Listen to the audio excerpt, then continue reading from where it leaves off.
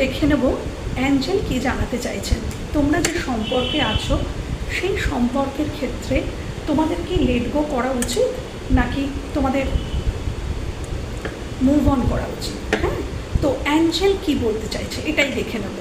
ওকে, forgiveness, তোমাদেরকে Angel এটাই বলছেন যে ক্ষমা করতে শেখো, সম্পর্কের ক্ষেত্রে ক্ষমা করো, কমিউনিকেট ক্লিয়ারলি। হয়তো দেখা যাচ্ছে তোমাদের মধ্যে কমিউনিকেশনের অভাবের জন্য তোমাদের সম্পর্কটা নষ্ট হয়ে গেছে, কমিউনিকেশন করতে বলছেন অ্যাঞ্জেল, নিজে বলছেন কমিউনিকেট ক্লিয়ারলি, পরিষ্কার করে বলো তোমরা কি অ্যাকচুয়ালি তোমাদের মনে কি আছে সেটা সুন্দরভাবে মিষ্টিভাবে তোমার পার্টনারকে বুঝিয়ে বলো, এটাই কিন্তু অ্যাঞ্জেল বলছেন।